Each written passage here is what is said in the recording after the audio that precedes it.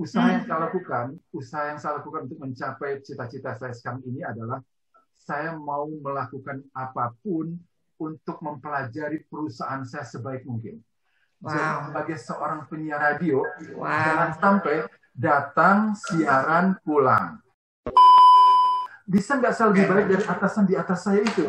Itu aja. Begitu kita bisa melakukan itu lebih baik, pun pangkat kita nggak naik, sesungguhnya kita lebih tinggi dari dia. Jadi pria yang satu ini Masya Allah banget. Sudah berhasil dari awal dulu mengenal 10 tahun lebih membuat saya terharu. Tadi pagi sudah terharu lagi. Dapat ilmu hebat yang nanti kita bagi buat teman-teman. Jadi siapa beliau? Beliau adalah satu dari 9 penyiar radio kondang Indonesia versi buku Radio Mix Nihani. Plus 20 tahun malang melintang di dunia radio ini adalah seorang laki-laki yang super luar biasa dan Masya Allah rendah hatinya itu yang membuat saya selalu iri. 6 tahun bersama membawa acara Indonesia Siesta bersama Delta FM dengan Mbak Syahnas Haq, tepatnya 2004 sampai 2010, yang disiarkan di 21 kota Indonesia dan menjadi favorit berbagai kalangan, termasuk saya pribadi. Nah, pria yang satu ini nih, ya, sudah membuktikan bahwa kemauan pada diri seseorang manusia adalah sangat dahsyat. Jadi ingat buku saya. Plus punya kemauan ngundang Mas Gilang, alhamdulillah hadir di sini. Alhamdulillah. So nggak usah lama-lama, yuk kita beri sambutan yang luar biasa Mas Gilang Kambudi, manajer radio Prambors dan Delta FM di Bandung ini sudah nggak sabar berbagi inspirasi bersama kita dengan topik yang sangat amat menarik, pas banget. Prinsip hidup yang mengubah nasib. Ayo kita tepuk tangan dulu dong. Makasih. Terima kasih Pak ini. Iya, sama-sama Mas. Mas, Yes. tadi tuh kan sebelum ini dimulai saya sempat ngobrol sejenak dengan Mas Gilang yang membuat saya sparkling gitu. Wow. Beneran loh, tadi saya ketika break sejenak saya langsung sujud syukur sama Allah. Hari ini saya benar-benar diberi rezeki dan saya yakin teman-teman mendapatkan rezeki nikmat Allah yang luar biasa, yaitu tentang sharing yang super. Mas, sekarang langsung aja cerita dong gitu ya. Tadi kan Mas Gilang cerita tentang sosok motivator hebat dalam kehidupan Mas. Dan saya yakin setiap diri kita, khususnya saya mau menyimak lagi. Ceritain dong Mas, siapa sosok motivator besar dalam hidup seorang Mas Gilang? Mbak Aini, terima kasih banyak loh sudah dikasih kesempatan untuk hadir di channelnya Mbak Aini ya. Salam Gilang Bambuli untuk kawan-kawan semua yang sudah hadir hari ini. Kalau pertanyaan soal motivator terbesar dalam hidup saya, betul. Saya harus mengatakan bahwa ada sosok yang luar biasa yang mengubah hidup saya menjadi jauh lebih baik dibandingkan sebelumnya. Sosok ini adalah Rasulullah SAW. Beliau hadir dalam kehidupan saya manakala saya mendapatkan sebuah peristiwa yang sangat tidak mengenakan. Di mana juga bagi setiap orang yang mengalaminya juga saya yakin pasti akan merasakan yang barangkali serupa begitu. Yaitu saya kehilangan ayah saya tahun 1999. Beliau wafat di usia 57 tahun. Seketika di usia semuda itu, ayah saya wafat. Seketika pula seluruh anak-anaknya dan keluarga kami, rasanya seperti kehilangan 3/4 kehormatan keluarga kami. Ada banyak cara orang yang berubah menjadi semena-mena pada diri kami. Karena kami tidak memiliki ayah. Tidak memiliki seorang pembela, seorang tameng keluarga, seorang pelindung harkat dan martabat keluarga. Makanya saya selalu yakin dan percaya bahwa ketika ada orang China yang mengatakan bahwa kehilangan seorang ayah itu sama dengan kehilangan nasihat baik. Karena semua orang seolah menjadi berubah tidak baik, dan kita juga kehilangan sumber-sumber nasihat baik untuk kehidupan kita yang lebih baik lagi. Ketika saya merasakan itu, Mbak Aini, saya tersadarkan rasanya betul ketika Rasulullah SAW mengatakan, lindungilah anak-anak yatim. Seketika saya berpikir, kenapa anak yatim yang diangkat? Kenapa itu yang disorot? Karena rupanya beliau sudah memahami betul bahwa begitu peristiwa seorang anak kehilangan ayahnya, seketika itu pula dia kehilangan banyak hal pada dirinya. Nah, saya berkaca pada peristiwa ketika beliau juga ditinggal oleh ayahnya bahkan jauh sebelum beliau lahir. Tentu ini juga merupakan sebuah hal yang membuat beliau menjadi sedikit berbeda dibandingkan orang-orang yang ada di sekitarnya. Tekanan yang kuat dari lingkungan di sekitar Rasulullah terhadap anak-anak pada diri beliau dan juga pada anak-anak yatim juga menjadi sesuatu yang berbekas, yang berdampak, yang tentu saja itu merupakan sesuatu yang penting untuk kita pahami.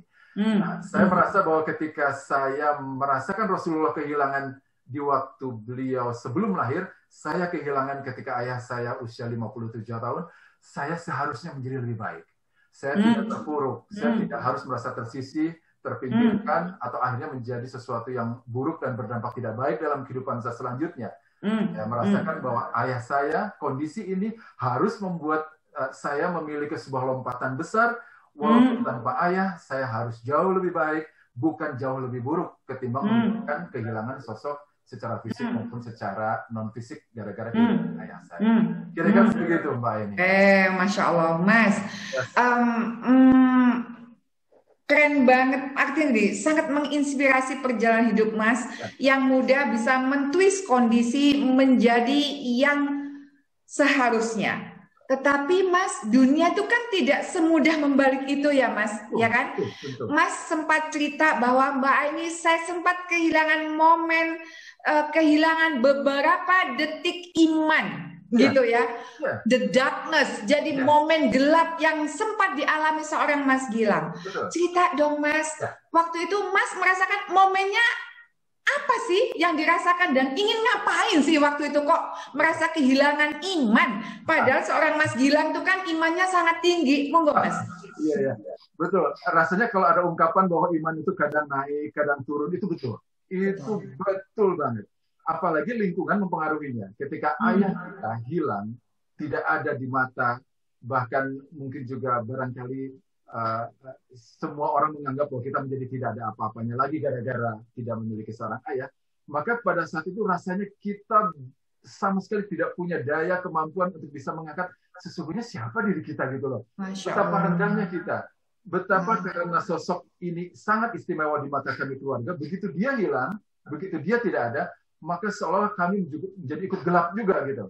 Nah, kondisi ini rasanya menjadi sesuatu yang penting dipahami oleh semua orang, bahwa kehilangan orang tua itu menjadi sesuatu yang besar dampaknya pada anak. Jadi pun dia kehilangan karena ajal, apalagi dia kehilangan karena perceraian, itu menjadi sesuatu yang sangat harus dipikirkan. Anak-anak itu akan berdampak kuatnya itu ada di situ. Nah, karena itu beruntung saya menemukan ada, tentu karena saya membaca, menonton, atau bertemu dengan orang lalu bercerita, lalu beliau bercerita pula tentang Rasulullah, maka dampak besar bagi saya untuk bisa merasakan bahwa Rasulullah itu menjadi contoh bagi saya untuk bisa merasakan bahwa kehilangan ayah itu nggak harus kita kehilangan segalanya. Karena Mbak Eni, saya melihat kalau beliau ada di dalam kehidupan masyarakat jahiliyah, di zaman jahiliyah itu beyond your imagination loh kerusakan orang. Memang betul. Rasanya kalau saya ada di situ menjadi Rasulullah, kayaknya saya bunuh diri duluan gitu. Melihat situasinya susah untuk dirubah gitu. Kebayang nggak? Betapa misalnya begini, contoh bunuh-bunuhan itu menjadi sesuatu yang biasa. Betul. Minum khamar, seks bebasnya dahsyat. Berubah itu semua dampaknya besar. Betul. Effort yang harus kita lakukan juga luar biasa. Contoh saja, dulu di zaman Rasulullah itu kalau orang menyiksa budak itu nggak karu-karuan. Betul Mas. Mereka nggak cuma misalnya disiksa, dipukul, dicemeti gitu. Betul. Disediakan batu-batu yang runcing gitu. Orang disuruh berbaring di situ. Habis itu ditimpa batu atau diinjak. Masya Allah. Si batu-batu itu menyakiti ke punggung gitu. Berapa tahun kemudian ketika Rasulullah berperang melawan siapa gitu, ada sahabatnya kebetulan karena panas dia buka bajunya. Dia adalah mantan budak. Dia buka bajunya, dilihat punggungnya, kelihatan lubangnya sisa zaman dulu ketika masih budak itu terlihat. Dan dia mengatakan andaikan tangan segenggamku ini kumasukkan ke dalam lubangnya, itu masuk. La ilaha illallah. mereka melakukan penyiksaan itu udah kayak harkat manusia itu udah nggak ada harganya loh. Contoh lain misalnya, kalau ada kita punya istri, lalu kita pengen punya anak yang jago berhitung, jago bikin puisi, jago gulat gitu, maka kita menyerahkan istri kita ke si ahli gulat itu, ahli matematika, ahli bikin puisi, bikin narasi itu, dipinjamkan untuk dinikmati sama si ahli itu, lalu mereka berhubungan sekian waktu, lalu dikembalikan kepada kita dan kita tidak boleh menyentuhnya sampai si anak itu lahir. Sekedar untuk punya harapan bahwa kita akan punya anak sehebat orang yang menjadi ayah biologisnya. Itu kan dahsyat. Minum minuman kerasnya udah kayak sholat 5 waktu gitu. Subuh, lohor, asar minum gitu. Sampai Umar bin Khattab itu ketika kita lihat wajah Umar bin Khattab sebagian sahabat itu melihat ada semacam guratan di pipinya, itu punya selidik, konon itu adalah karena tangisannya yang tak pernah berhenti menyesali masa lalunya. Masya Allah. Dia main hamar dan segala keburukan di masa lalunya. Sampai bayangkan pipinya itu ada garis air matanya. Si air mata itu saking sering menetes. Berarti saking seringnya ya. Sementara saya pribadi masih sering tertawa-tawa, Mas Gilang. Nah, coba kebayang nggak betapa sosok Rasulullah itu berada pada kondisi yang lingkungannya udah bobroknya udah nggak kebayang, Mbak. Kalau saya sekarang hari ini saya punya Zooming sama Mbak Aini, kita bisa bercerita tentang hal-hal yang baik, hal yang positif. Di zaman itu enggak lah. Kita ketemu hari ini kita bisa bertatap muka. Habis tiba-tiba kita marah sebentar, naik darah, ambil pegang, selesai. Entah dia, entah saya gitu ya. Betul. Mudahnya orang main menebas batang leher orang. Macam itu aja Rasulullah semangat untuk merubah dunianya luar biasa. Masa saya kehilangan seorang ayah harus terpuruk. Kira-kira begitu, Mbak. Keren. Mas keren banget loh. Artinya gini, Mas berarti memang lahir dari keluarga yang agamis, dan cerita Mas itu membuka kesadaran kita, terutama saya tentunya Mas Gilang, bahwa gini, jangan pernah merasa aman dengan iman kita, ya kan? Gitu. Menurut saya hari ini loh, jangan pernah merasa aman dengan iman kita, karena Allah menguji dari satu titik yang sangat amat kecil, kita berubah menjadi zolim, menyakiti orang semaunya atau enggak. Keren, Mas. Makasih banget berbagi itu.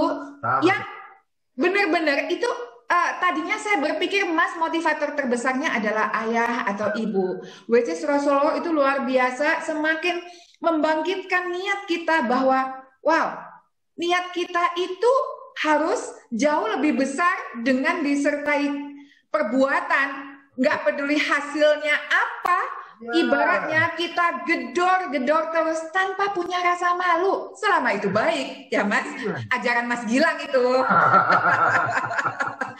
Nah, sekarang ya teman-teman nanti jangan lupa kalau mau tanya langsung silahkan, monggo. Nah, Mas Gilang, saya jadi punya petunjuk nih, karena gini.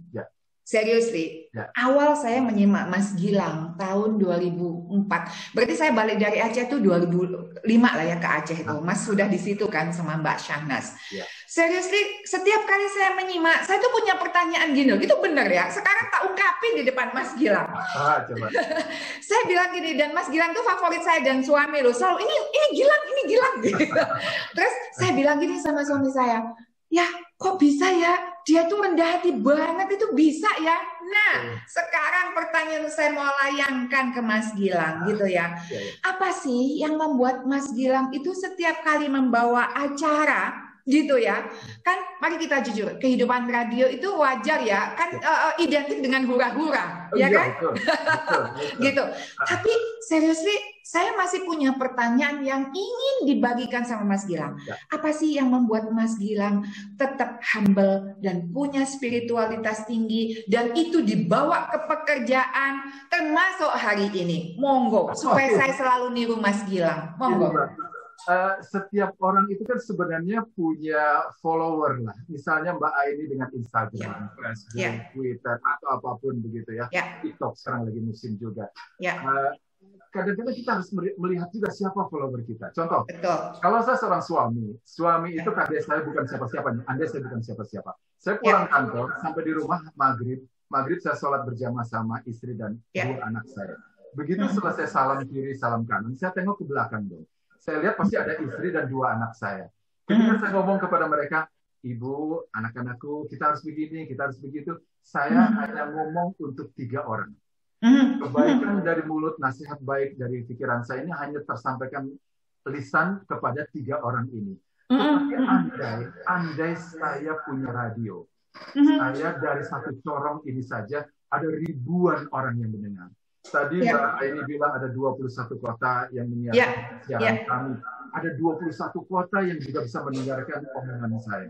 Maka saya punya potensi besar untuk bisa membuat 21 kota itu untuk berada pada kondisi yang lebih baik. Sebelumnya misalnya mereka jarang olahraga jadi rajin olahraga. Mereka yang tadinya boros berubah menjadi hemat. Kurang peduli dengan keluarga. Nah tentu cara menyampaikan itu tak ada cara lain selain dengan cara keramahan. Ramah menyampaikan informasi itu kan ramah juga sampai ke hati. Dan itu menjadi bagian yang penting buat orang yang mendengarnya. So kalau begitu saya sih mengajak siapapun, Mbak Aini atau kawan-kawan kita yang berapapun follower di sosial media, teman-teman mungkin tidak punya radio, tidak punya seperti Haritanu Sudibyo yang punya hidup seperti Hairil Tanjung yang punya Transcorp. Teman-teman punya sosial media yang bisa dipakai berapapun followernya. Ajarkan kebaikan, diproses dengan cara yang ramah, itu akan sampai ke mereka. Sebutlah ada 1.000 follower, nggak semuanya itu, nggak semuanya itu omongan kita. Sebut aja berapa persen, 10% dari 1.100 orang. 100 orang cuma mendengar, membacakan, tapi yang ikutnya mungkin cuma 10% alias 10 orang. Kenapa enggak? Toh kita bisa bikin ada 10 orang dari 1.000 follower yang tiba-tiba itu terbawa untuk kebaikan. Makan makanan yang sehat, rajin menabung, apalagi berpakaian lebih baik, lebih santun, lebih harum, senyum lebih manis. Rasanya kita bisa melakukan itu kok. Rasanya kita Mas Gilang pokoknya semangat banget, aku sampai ikutin. Mas, semangat. Saya merasakan passion Mas yang luar biasa, gitu ya. Nah, Mas, sekarang saya jadi penasaran deh. Saya ingin tahu apa sih sebetulnya prinsip hidup Mas Gilang itu? Prinsip hidup saya harus selalu menjadi lebih baik dari hari ke hari. Kalau hari ke hari terlalu panjang lah, jam ke jam, masih terlalu panjang. Rasanya kita bisa lebih baik dari detik per detik loh, Mbak. Masya Allah. Sayang kalau 1 detik dilewatkan begitu saja. Ya, minimal kalau orang Muslim beristighfar gitu, boleh lah. Atau senyum gitu sama satpam, sama tukang parkir gitu. Atau yang sederhana kan, menurut saya merapihkan pakaian juga merupakan sesuatu yang baik. Menyemprotkan pengharum, ngasih makan cupang, boleh lah. Kenapa enggak? Penggemar ikan kayaknya. Ada cupang di samping saya. Itu sederhana mengucapkan, tetapi tidak sederhana melakukannya kan, Mas? Artinya gini, ya kan? Monggo, Mas mau menyampaikan, silakan. Maksud saya bahwa kita sering menganggap sebuah pekerjaan yang harus lebih baik itu sesuatu yang besar gitu. Sesuatu yang butuh effort yang berat, yang banyak gitu. Padahal menurut saya enggak. Misalnya menyapa anak buah yang datang lebih awal, gitu. Hai selamat pagi, wah segera pakaian kamu keren banget loh, gitu. Sehat kan? Hari ini kamu nggak usah bikin saya kopi, saya bikin sendiri ya. Itu sesuatu yang kayaknya sederhana dilakukan banyak orang. Tinggal membudayakan saja, tinggal saja. Betul. Jadi Mas, kalau saya bisa tarik nih dari obrolan kita, nggak terasa loh 15 menit, keren banget. 15 menit serius kan nggak sih? Tapi sudah dapat sesuatu loh Mas. Ini padahal belum masuk ke dalamnya. Jadi gini, setiap diri kita pasti punya prinsip yang sangat amat sederhana. Tetapi itu berdampak pada kehidupan kita dan dahsyatnya berdampak pada kehidupan orang lain. Betul, betul. Ini jawabannya atas penasaran saya ketika saya bertanya, Mas Gilang kok bisa sih bawa acara pun sampai digiring pendengarnya termasuk saya untuk selalu rendah hati. Itu saya ingat banget nih. Tapi serius ya, waktu itu saya bilang nih, one day pokoknya saya mau rendah hati kayak orang yang satu ini nih. Mbak Aini terlalu memuji saya, tapi terima kasih. Enggak, adanya. Tapi seriously, jadi Mas Gilang setiap kali saya bertemu dengan orang rendah hati, saya selalu bilang, saya harus rendah hati kayak beliau. Karena ternyata kerendahan hati itu membuat kita senang sendiri sebetulnya. Iya, betul, Mbak. Iya kan? Betul. Bahkan saya berpikir begini, andaikan saya punya sifat sombong, andaikan saya bisa sedikit merasa serambut lebih tinggi dibandingkan orang lain, katakan begitu ya. Saya pengen tanya, apakah dengan cara itu uang saya bertambah Rp5.000? Betul. Betul. Apakah dengan itu tiba-tiba perut saya kenyang karena dia mentraktir makan? Enggak, Mbak. Betul. Jangan-jangan justru malah dengan sifat sombong itu kita jadi kehilangan rasa syukur kita. Banget. Coba kasih sesuatu yang membuat saya merasa ada keuntungan fisik ketika saya bersikap sombong. Kayaknya enggak loh, Mbak.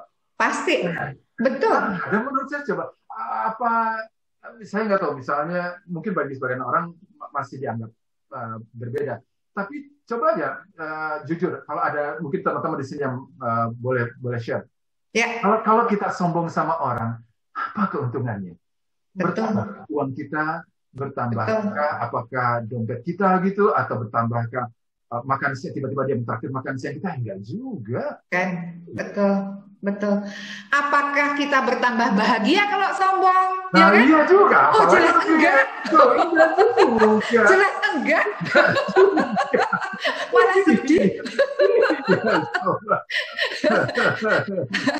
Mas, saya jadi gini, kan membaca perjalanan Mas nih, kan teman-teman pasti bertanya, kan topik kita hari ini kan prinsip hidup yang mengubah nasib, ya kan?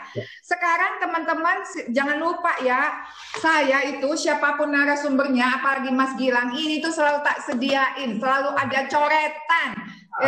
Ini ilmunya Mas.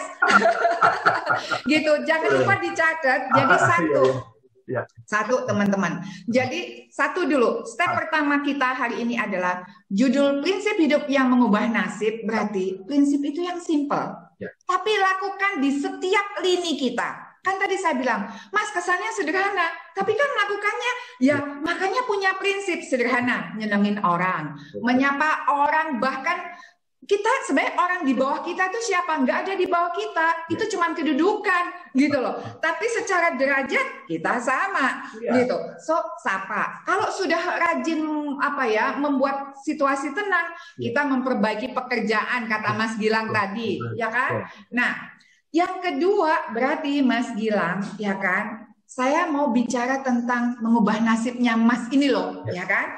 Kan perjalanan Mas Gilang nih, teman-teman, nggak ada kan ceritanya orang hebat tiba-tiba, ya kan? Perjalanan hidup kita harus dulu.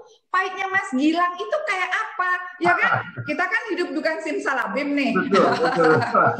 Nah, jadi perjalanan hidupnya Mas Gilang ini, teman-teman, ya, dari seorang penyiar radio, kemudian jadi sales di radio, kemudian menjadi penyiar radio lagi yang top kali ini di Delta FM, kemudian menjadi penyiar radio yang top juga. Jadi bukan hanya radionya yang top loh. Untuk top di sebuah radio itu juga nggak gampang loh, jangan salah. Serius loh, ya kan? Nanti ini yang perlu Mas Gilang bagi Mas Gilang gitu kan. Terus kalau menurut saya ya, kalau orang taunya kan mulusnya, widih nasibnya bagus banget tuh gitu. Tapi kan sebetulnya mari kita jujur, namanya nasib itu kan nggak harus langsung baik, ya nggak? Justru banyak pahitnya. Nah, Mas cerita dong, bener-bener mohon cerita pahitnya Mas dulu kayak apa perjuangannya, apa asumsi orang dengan perjuangan pahit Mas yang mungkin dianggap useless, tapi Mas yang merasakannya, please Mas, monggo. Oke, Mbak Aini, teman-teman, saya kalau disebut sebagai memulai karir sebagai penyiar radio, saya sepertinya harus rubah lagi. Ternyata selidik demi selidik, kalau saya ikuti perjalanan hidup saya itu ternyata memulai karir itu sebagai penerima telepon di sebuah stasiun radio. Wow. Nah, dulu saya itu karena sukanya sama sebuah stasiun radio, Saya datang ke stasiun radio itu, senang, akhirnya saya diangkat sebagai penerima telepon, nggak siaran sama sekali. Penerima telepon itu cuma mencatat, halo, siapa Anda, lagunya apa, kirim buat siapa, gitu. Cuma begitu doang.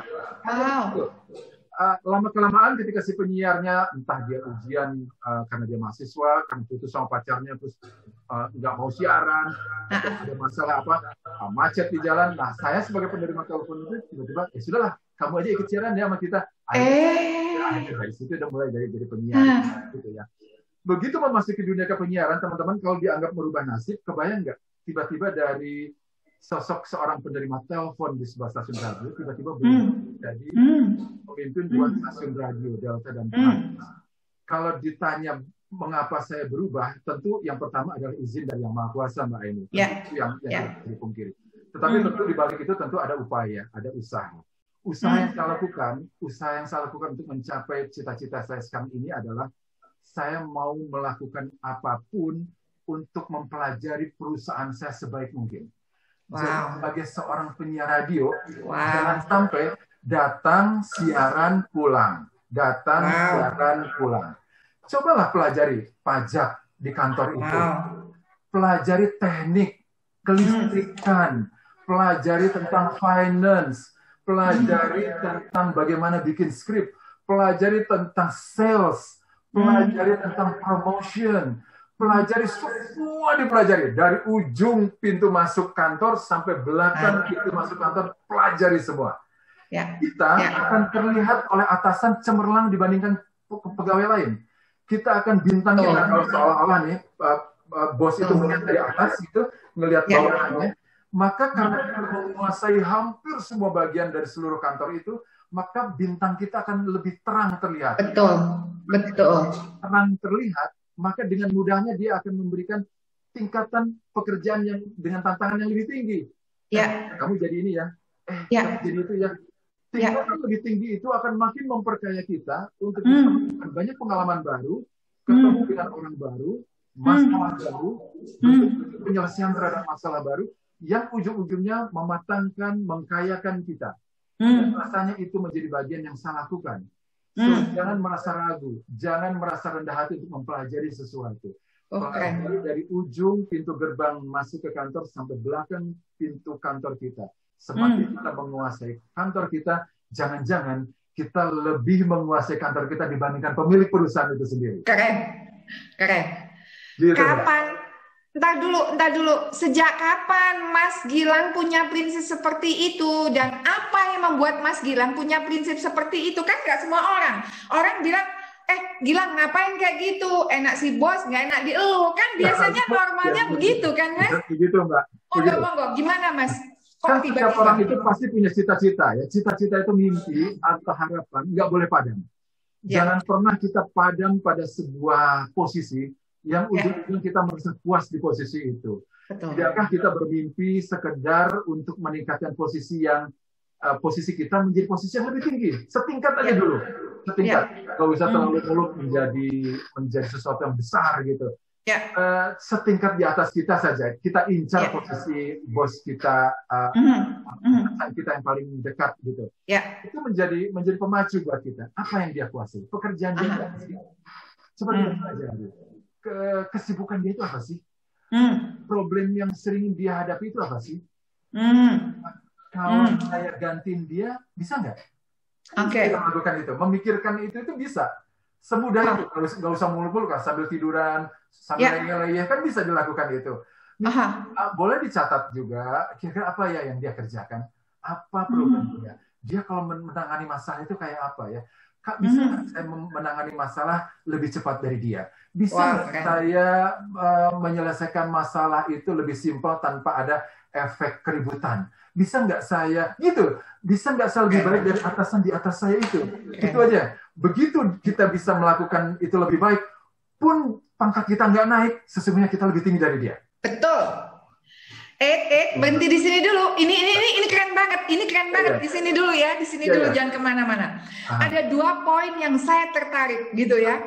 Sebelum Mas bilang, even seandainya kita secara pangkat nggak naik, disinilah kita lebih tinggi dari dia. Nanti kita ke situ. Tapi sebelum ke situ, yang mau saya tanya gini, apa sih yang membuat seorang Mas Gilang nggak berhitung? kan rata-rata nih Mas, mari kita jujur ya, kalau masih muda, wah ya kan saya digaji pekerjaan saya gini, capek dong, apa dong?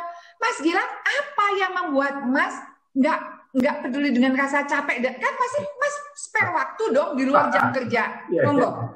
Mbak Aini dan kawan-kawan, kita ini setiap orang punya sifat baik. Coba tanya pada diri kita. Kita ini pasti punya sifat baik. Katakan jumlahnya 10. Jumlahnya hari ini 10. Sifat baik itu pertahankan yang 10. Jangan dikurangi. Gitu, misalnya. Kalau Mbak Aini tadi bilang hitung-hitungan, ngapain? Digaji juga, gaji nggak nambah kerjaan, nambah pikiran. Itu artinya sifat baik kita hilang tuh. Masya Allah, jadi kalau begitu, ayo mulai sekarang saya ajak Mbak Aini dan siapapun, setiap hari, setiap waktu, setiap saat tambahlah sifat baik itu.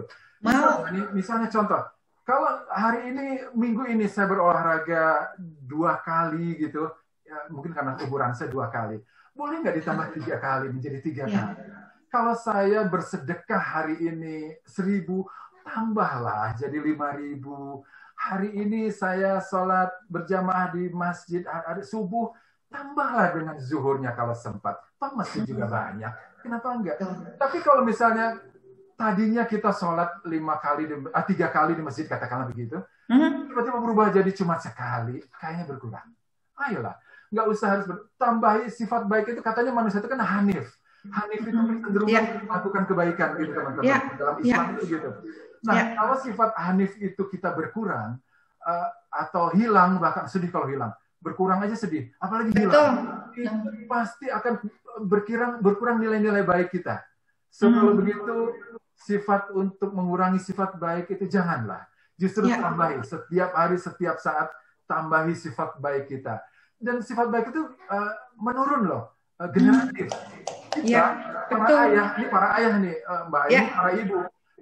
Sifat baik seorang ibu akan turun ke anak-anaknya. Sifat baik ayah juga akan turun ke anak-anaknya. Jadi kedua sifat baik dari ayah dan ibu itu pasti akan berkumpul pada anak-anaknya. Contoh misalnya Mbak Aini suka baca buku, di rumah ada rak-rak buku yang banyak. Saya yakin, 1000 yakin bahwa anak-anak Mbak Aini akan terbawa memang untuk membaca buku. Sudahlah memang hobinya baca buku, ditambah secara visual dia melihat setiap hari ada buku-buku di sekeliling saya. Maka itu yang menyebabkan dia jadi makin suka sama buku. Kira-kira begitu Mbak Aini. Oh keren.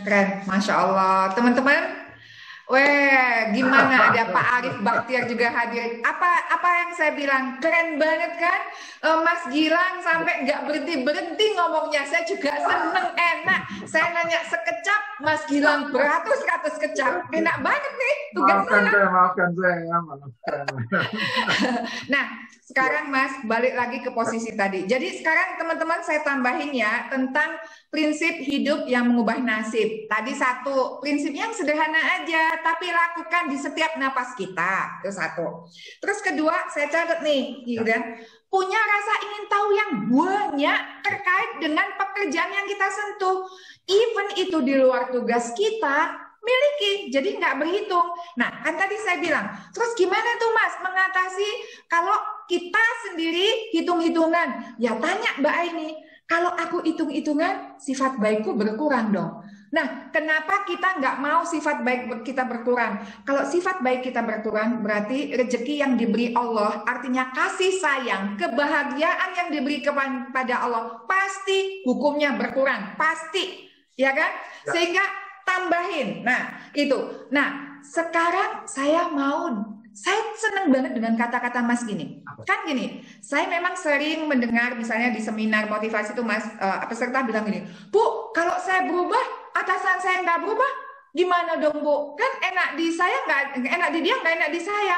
Salah satunya saya bilang, ya tetap berubah aja, gitu kan? Karena itu kebaikan untuk diri kita sendiri. Nah, kata-kata Mas tadi nih, saya pingin dapat ilmunya untuk teman-teman juga, terutama. Jadi artinya teman-teman sekarang, mau atasannya berubah, mau enggak, kita harus berubah. Nah, Mas please, tadi Mas bilang bahwa, Mbak Aini, seandainya pun saya sudah bekerja yang terbaik, pangkat saya nggak naik, tapi kan secara derajat saya lebih tinggi daripada atasan saya. Wait, tunggu dulu.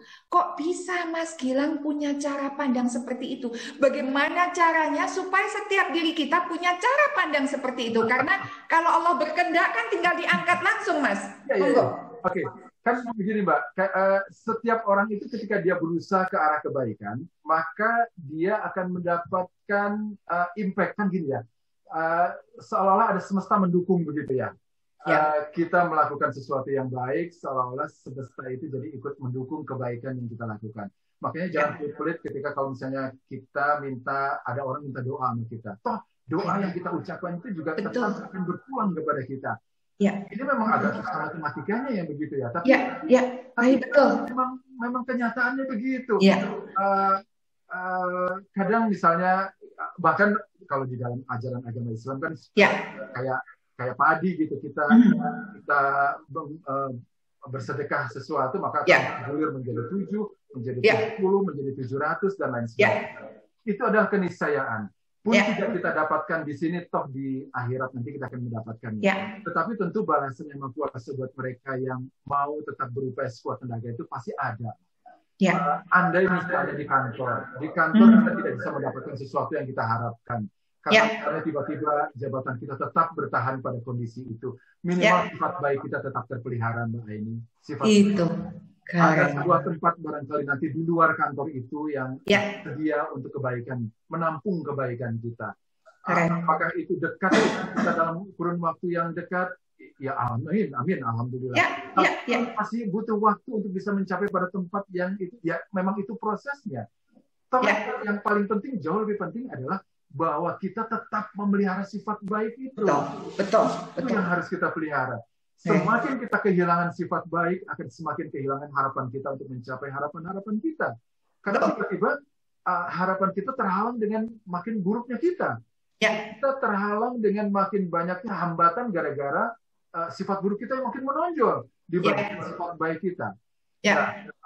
Tentu juga soal keberuntungan penting juga. Ini menjadi hak prerogatif yang Maha Kuasa terkait apakah kita ditempatkan di tempat yang lebih baik karena upaya kita, atau tantangan malah lebih buruk lagi, misalnya kalau sudah baik tapi malah situasi makin memburuk dan lain sebagainya. Kira-kira sebegitu. Keren. Jadi teman-teman, kalau boleh saya simpulkan tadi penyampaian dari Mas Gilang bahwa kadang kita secara karir sudah melakukan yang terbaik, tapi ya Bu Aini, nasib saya sampai segini. Bukan nasib itu namanya ya, itu baru kedudukan dan kita nggak pernah tahu. Tetap lakukan yang terbaik dan ngomong sama diri kita. Jika aku melakukan semuanya dengan yang terbaik dari atasan saya sekalipun, yang enak saya sendiri. Pertama pasti happiness. Karena setiap kebaikan itu kan ada pahalanya dari Allah, ya kan? Gitu. Sehingga kita merasa senang. Dan tiba-tiba kalau Allah berkehendak dan memang sudah waktu indah itu datang, tiba-tiba kita pada tempatnya. Nikmatin prosesnya. Nah, Mas, ini Mark Twain gitu ya. Mark Twain bilang gini, Mas, keren banget gitu dan identik dengan judul kita hari ini. Mark Twain bilang gini, the two most important days in your life are the day you are born and the day you find out why. Jadi yang artinya dua hal terpenting, hari terpenting dalam hidup kita itu cuma dua. Hari di mana kita lahir dan hari di mana kita pasti pernah bertanya, besoknya lagi bertanya, why? Kenapa? Nah, saya punya pertanyaan nih yang simple. Menurut Mas Gilang tuh, kenapa sih seorang Gilang harus hidup di dunia ini? Monggo, Mas. Selalu ada catatan kuat tentang seseorang, kenapa dia berada di sebuah tempat, mengapa dia bersanding dengan orang, kenapa dia menjadi ayah dari anak-anaknya, kenapa dia menjadi pemimpin perusahaannya dan dia punya anak buah, kenapa dia selalu ada pertanyaan begitu. Saya selalu yakin dan percaya bahwa setiap orang itu sudah tercatat dalam Lauh Mahfuz. Lauh Mahfuz itu catatan di mana setiap orang itu sudah tergariskan gitu apa dan bagaimana yang akan dia jemput dalam kehidupannya begitu. Nah, kalau ditanya kenapa untuk apa saya dilahirkan di muka bumi ini begitu ya. Saya merasa yakin dan percaya bahwa jawabannya adalah karena saya akan menjadi sosok yang diharapkan bisa membesarkan nama Islam di muka bumi ini. Saya akan membuat Islam bangga dengan kehadiran saya. Secuil apapun posisi saya di dalam agama ini, itu adalah hal yang akan menjadi bagian dari sumbangsi saya untuk dunia Islam. Kira-kira begitu. Itu saja jawaban saya, Mbak Aini. You make me speechless. Allah benar-benar maha luar biasa dengan mempertemukan saya Mas Gilang hari ini, Masya Allah. Makasih. Ya, makasih banget. Itu menginspirasi banget, Mas. Jadi ibaratnya tujuan yang sangat amat besar, beyond gitu ya, beyond any limitation. Jadi nggak ada batasnya, Mas. Thank you banget. Nah, sekarang gini deh, Mas. Mas itu sebenarnya sadar nggak sih kalau Mas itu menginspirasi banyak orang, termasuk saya. Even today gitu ya, Mas sudah menginspirasi saya dan yakin setiap orang yang hadir di sini benar-benar inspiring. So, yang ingin saya tanyakan, Mas, gitu ya, apa sih momen yang menurut Mas benar-benar mengubah cara pandang Mas? Oke, yang dulu kan tentang momen ketika Mas kehilangan almarhum Bapak, ya kan? Pasti kita punya beberapa momen kan Mas yang mentwist kita, gitu. Kalau bisa Mas, momen yang terkait dengan pekerjaan, gitu ya. Kalau bisa, kenapa? Ini yang hadir-hadir ini kan punya karir nih Mas. Harapannya, Bismillah, misi kita tercapai Mas. Misi kita, monggo.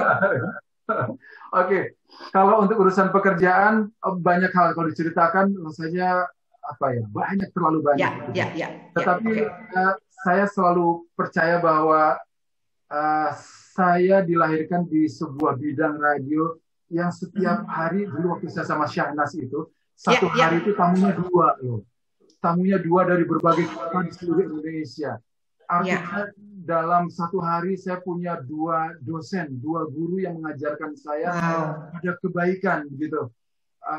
Itu kalau dalam satu minggu kami siaran Senin sampai Jumat 5 hari, berarti ada 10 guru. Masya Allah. 10 guru. Kalau sebulan berarti ada 40 guru karena seminggu kami siaran 5 hari. Satu hari 2 guru. Kebayang dengan 40 guru setiap hari, setiap saat. Saya menemukan banyak sekali peristiwa-peristiwa buruk pada diri manusia dan peristiwa kebaikan pada diri manusia dari tamu-tamu itu, Mbak. Ambil contoh ya, Mbak. Ya, saya pernah ada tamu yang saya nggak tahu ya betapa beliau itu menderitanya itu nggak ada batas aling-alingnya loh, Mbak.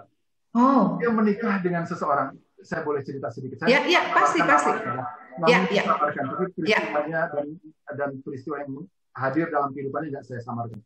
Dia seorang ibu, dia menikah dengan seorang laki-laki, dia memiliki buah hati 5, Mbak.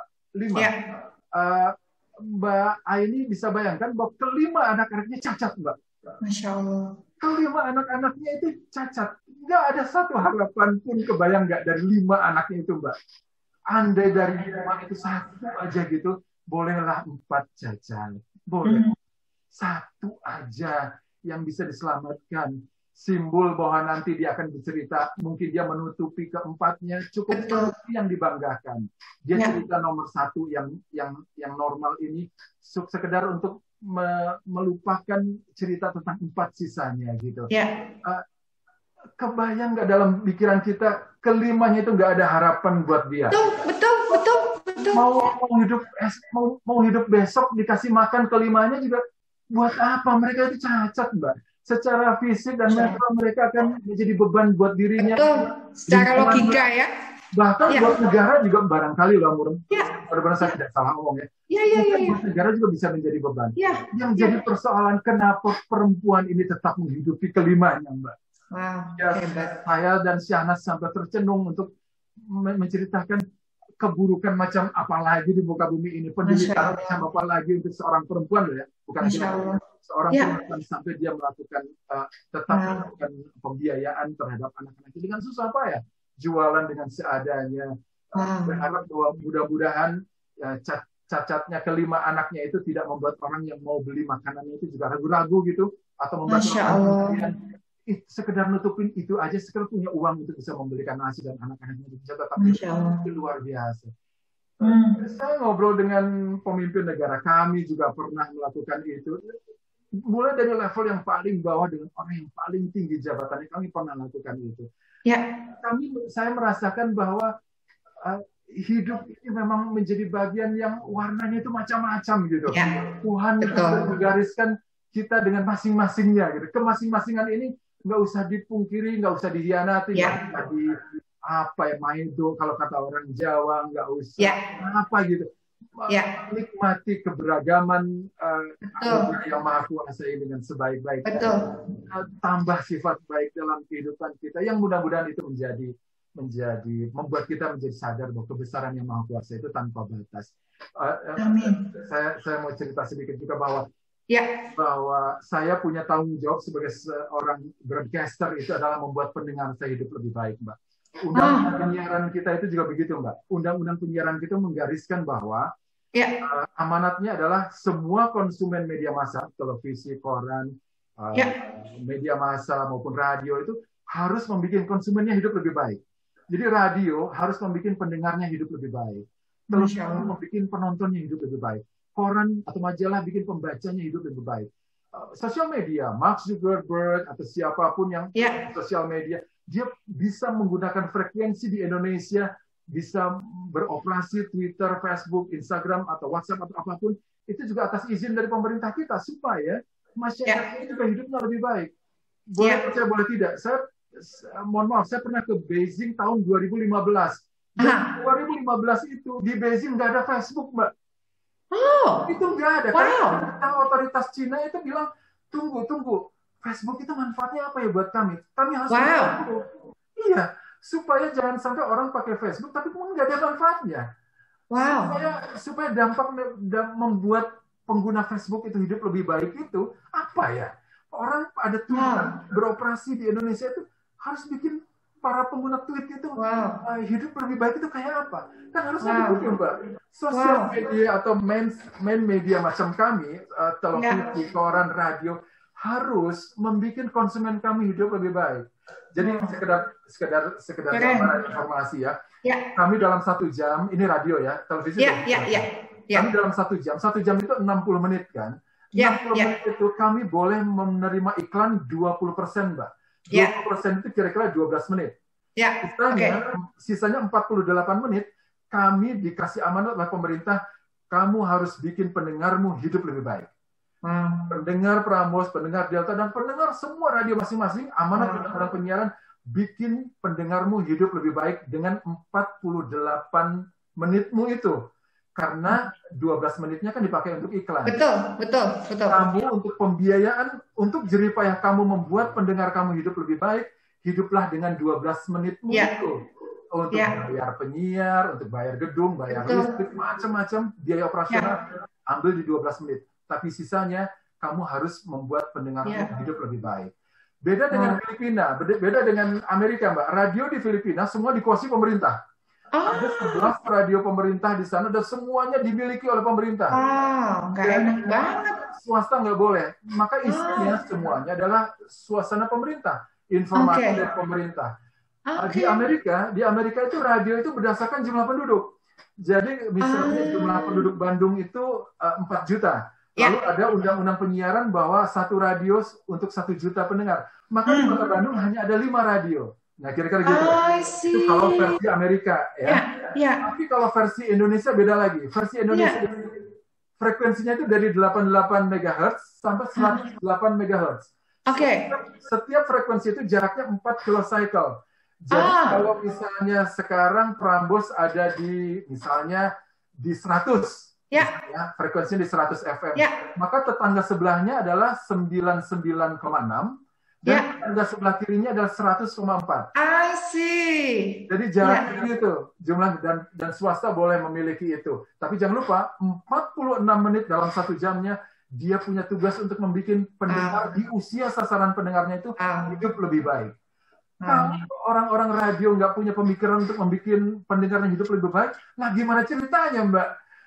Iya. Makanya semua orang yang bekerja di perusahaan manapun, pun dia hanya berjualan nasi kuning atau nasi uduk di pinggir jalan, dia harus bikin konsumennya hidup lebih baik dengan nasi uduknya. Harus hidup lebih baik dengan nasi kuningnya. Dia jualan apa? Dia jualan seblak. Seblak. Nah, ini kenal seblak ya? Iya. Konsumen seblaknya hidup lebih baik. Warung bikinlah warungnya itu hidup lebih baik dengan untuk konsumennya. Andai semua orang punya usaha di bidang apapun, apalagi di bangunan, apalagi di frekuensi juga, perusahaan besar, perusahaan multinasional, internasional, bikinlah perusahaannya itu untuk bikin konsumennya hidup lebih baik. Berarti ya, wah. Saya sampai nyatet nih, lebih baik. Ini tak catat. Saya punya inline benang merah yang keren banget, Mas. Jadi gini, Mas, dan teman-teman. Ini Mas Gilang kan bicara panjang lebar dari awal. Simak baik-baik ya. Inilah dampak prinsip hidup loh. Beneran, dampak prinsip hidup. Coba hitung, Mas Gilang ngomong lebih baik berapa kali? Lebih dari 25 kali. Tak hitung. Jadi maksudnya ya, itu menunjukkan prinsip hidup Mas yang begitu melekat ya. Jadi pertama saya mau cerita dulu tentang itu tadi. Mas begitu pengertian saya berarti amanahnya pada tugas Mas di pekerjaan Mas. Gitu ya. Mas bilang gini, Mbak ini 1 jam itu 60 menit, sekian menitnya 12 kalau nggak salah hanya untuk iklan. Ya. Jadi kalau saya boleh ambil kesimpulan teman-teman, kesimpulannya itu salah satunya begini. Untuk mengubah nasib hidup kita, pikiran kita, hati kita, pekerjaan yang kita sentuh itu sudah manfaat sebesar apa buat orang lain. Bukan lu kasih gua manfaat apa gitu loh. Bukan gitu teman-teman. Jadi perusahaan ngasih saya apa? Bukan. Saya bisa kasih apa. Dan itu yang membuat kita kaya. Dan saya mulai tahu banyak hal apa yang membuat seorang Mas Gilang itu begitu inspiring dari dulu apalagi sampai sekarang semakin inspiring. Yaitu tadi prinsip hidupnya keren banget, simple, sederhana, mudah, semua orang bisa, nggak perlu sekolah mahal-mahal gitu ya. Sekolah hari ini aja sama Mas Gilang kita sama-sama. Dengan cara apa? Lebih baik. Apanya lebih baik? Kita itu loh, untuk hidup lebih baik, kan orang bilang, saya mau hidup lebih baik. Iya, pasti. Tapi tahu nggak caranya? Lakukan segala sesuatu dengan lebih baik. Kerja lebih baik. Memperlakukan orang dengan lebih baik. Plus, dari 24 jam itu, jangan pikirin, aku sudah dapat apa. Tapi apa yang bisa saya berikan? Berarti itu salah satu dari prinsip hidup yang mengubah nasib. Mas, gila, kita dapat banyak banget loh. Ya, sekarang Mas, benar. Saya mau tambah satu hal. Apa? Saya sempat bicara sama seorang teman direktur di sebuah pemberitaan di televisi. Saya pernah bertanya gini, itu gimana sih kalau media itu kalau buat sinetron tanggung jawab nggak ya? Saya bilang gitu. Terus kata-katanya nohok juga sih. Kata-katanya gini, ini kamu tahu nggak? Sinetron itu yang membuat kita hidup. Nah, maksud saya bismillah, semoga YouTube ini nyasar ke teman-teman saya yang lain gitu ya, nyasar bahwa bukan dibalik bahwa ini sinetron itu yang membuat kita hidup. Ini oke, sinetron itu membuat kita hidup, tapi gimana caranya sinetron itu mengedukasi anak-anak kita? Persis ya, banget. Itu. Jadi tidak memuji sinetron, tapi kontennya itu diperbaikin. Nah, Mas, bagi dong rahasia Mas, apa sih impian seorang Mas Gilang itu? Kulik-kulik dikit lah. Kalau impian saya itu bebas hisab dan masuk surga, Mbak. Amin, pasti. Pasti. Masya Allah, Mas bilang gitu. Saya bisa merasakannya, terutama ketika ibu saya almarhum kemarin. Itu semakin saya rasakan bahwa saya udah dijamin bebas hisab gak ya? Kan itu yang kita takutin.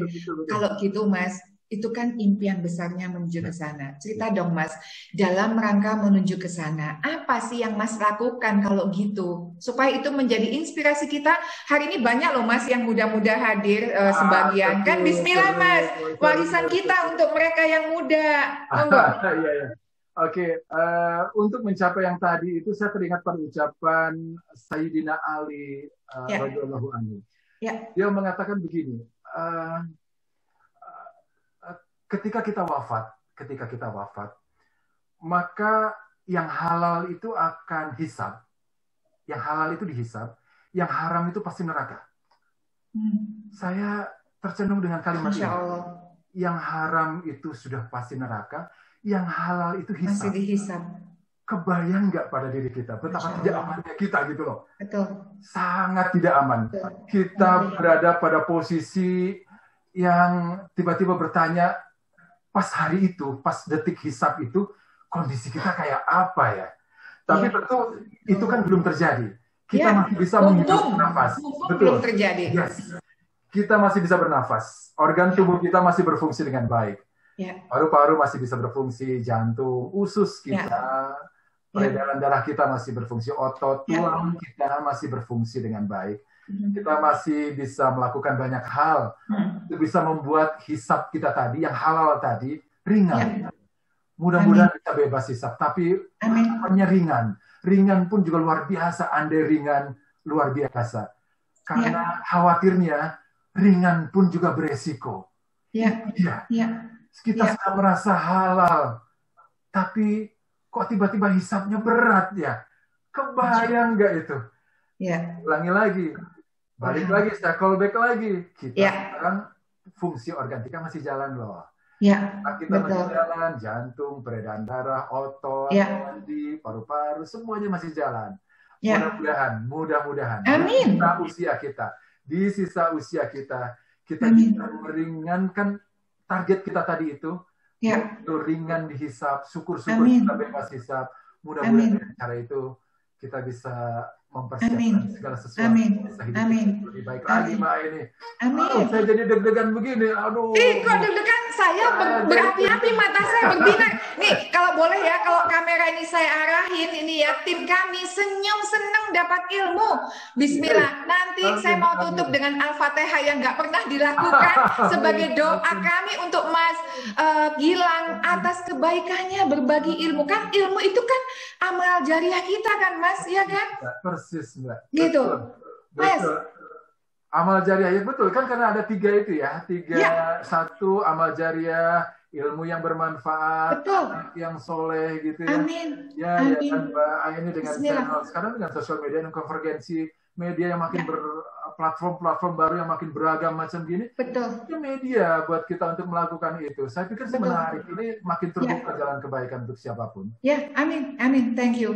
Mas, yang terakhir deh Mas, terakhir. Gitu ya. 7 menit lagi ya. Iya. Tapi saya bilang terakhir masih 2 sih Mas, nggak apa-apa ya. Boleh ya. Jadi gini Mas. Sebuah studi yang menganalisa 6.000 orang selama 14 tahun menunjukkan bahwa mereka yang punya tujuan hidup 15% berpeluang hidup lebih panjang. Keren nggak sih? Ini 14 tahun loh.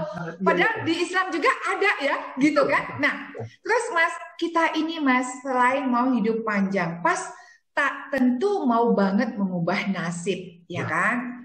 Mas, apa sih sharing Mas lah. Mas kalau saya minta saran pasti rendah hati. Aduh Mbak Aini. Nah, mumpung belum gitu ya. Apa sih sharing dari Mas supaya kita kan setiap diri kita ingin hidup panjang. Kenapa? Yaitu tadi sangunya, modalnya belum cukup untuk menghadap Allah itu saya masih takut gitu. Terus gimana caranya di usia panjang kita itu justru kita berdampak baik, bermanfaat untuk banyak orang. Boleh dong Mas sarannya? Oke, Idul Fitri tahun lalu saya dan keluarga menikmati kebersamaan bersama keluarga di kampung halaman. Cianjur tepatnya. Bedanya tahun lalu itu karena kami masih bertemu dengan keluarga kami yang didera stroke selama 12 tahun, Mbak, dan akhirnya belum meninggal. dan belum. Sehingga tahun ini kalau kami nanti jadi mudik pun, itu orang ini sudah tidak akan kami jumpai lagi. Jadi kami terakhir bertemu dengan dia itu adalah tahun lalu begitu.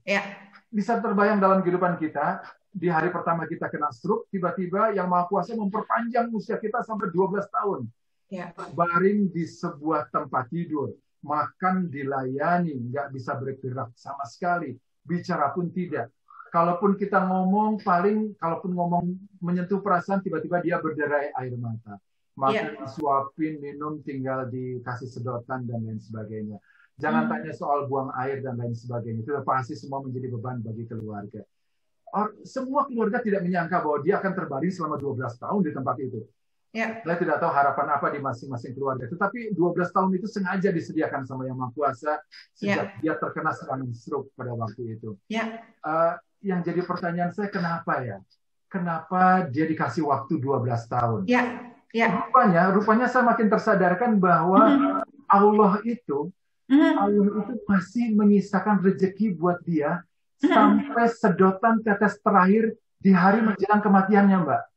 Allahu Akbar. Rezeki itu belum keluar dan baru dikeluarkan di 12 tahun sejak dia menderita stroke. Jadi kalau air itu datang dari sebuah hujan yang Allah sengaja tunda 12 tahun. Air hujan itu turun masuk ke tanah yang hancur itu, diambil oleh istrinya dari sumur, lalu dimasukin digodok gitu, jadi minuman, dan minuman itu diminum, itu sebagai rezeki terakhir dari Yang Maha Kuasa, dan dia melepaskan nyawanya. Selama rezeki terakhir itu belum datang ke kita, makanan terakhir itu belum datang ke kita, pohon terakhir yang bisa kita lihat belum pernah kita lihat, orang terakhir yang nyebelin itu belum pernah kita lihat, orang yang nagih hutang itu belum terakhir kita lihat. Rezeki itu akan membuat kita tetap panjang umur. Dan kita tidak tahu sampai kapan itu. Selama itu belum datang, mari kita kesempatan untuk selalu mengingatkan hisab kita. Amin. Manusia itu relatif, tapi sekali lagi Yang Maha Kuasa punya matematika yang berbeda dengan kita. Dia punya matematika ngacak untuk ngambil nyawa orang. Selama belum ada rezeki terakhir, belum terlunaskan, belum tergenapkan sesuatu yang menjadi hak pada diri kita, selama itu kita akan panjang usia. Setelah itu, kita akan menutup mata. Kita akan bertemu dengan Yang Maha Kuasa. Dan akan menjawabkan segala sesuatu yang pernah kita lakukan. Masya Allah. Begitu, Mbak. Wah, Mas Gilang, aku langsung habis ini aku mau sujud syukur yang kedua kalinya kepada Allah. Betapa Sabtu ini kita luar biasa, Mas. Saya bacain dulu ya. Ini dapat dari teman-teman loh, dari Pak Arif Bahtiar gini. Bu Aini, boleh ya nanti di-share rekamannya, sangat menginspirasi. Masya Allah, Pak Arif, ya pasti. Jadi Pak Arif, insya Allah Senin sore atau Selasa pagi kita langsung share ke YouTube.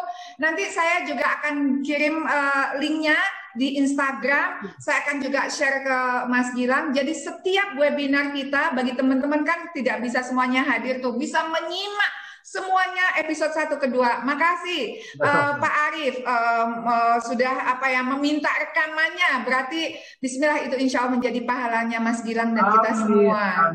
Itu yang kita carikan Mas hari ini di weekend. Mas Gilang harus dengar dari Mas Ocha. Mas Ocha ini masih muda banget. Seriously ya, saya tuh setiap kali melihat, menyimak webinar ini anak-anak muda, rasanya Allahu Akbar gitu loh. Kenapa? Ini kan bagian dari cita-cita kita kan Mas, mempersiapkan kematian. Warisan apa yang kita bisa tinggalkan kepada banyak orang? Yang ngalir tuh duit itu nggak ngikutin, suami anak nggak ikut, tapi ilmu ini yang ngikut. Jadi kata Mas Ocha, Mas dengerin dulu, keren Bu Aini, Mas Gilangnya, saya telat join, saya mau juga Bu Aini, sangat menginspirasi. Iya, tenang aja Mas Ocha, rekamannya kita share. Jadi Mas Gilang, Masya Allah, Mas Gilang ini super loh. Kita mulai, jadi saya yang salah sebetulnya. Saya mulai 5 menit sebelum acara. Kan Mas Gilang udah hadir. Saya udah keder, udah nggak sabar memulai gitu loh. Mas Gilang mau loh mengakhiri jam 11 nggak hitungan loh. Artinya itu langsung memberi contoh sama kita, nggak usah hitungan. Betul, Mbak. Ya.